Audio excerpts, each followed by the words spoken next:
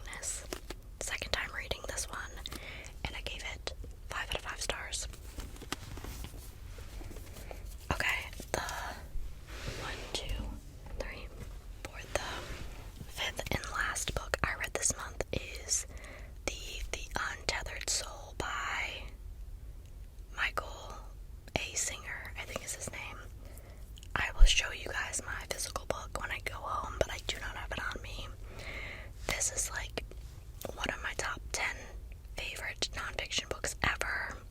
I would say this, like, every time I read it, it changes my life. I've only read it twice, but every time completely changes my life.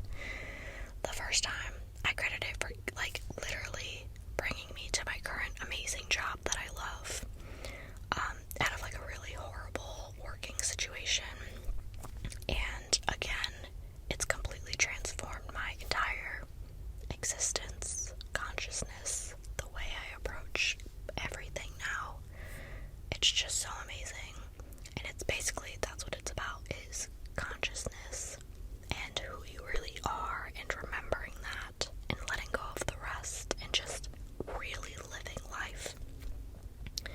Fantastic book. I cannot say enough good things about that one. Right now, my current nonfiction read is, I think it's called What the Heck is EOS? And it's a book in the Traction Library, which is what my job uses as a business operating system. So, I'm learning about that for my job. And then after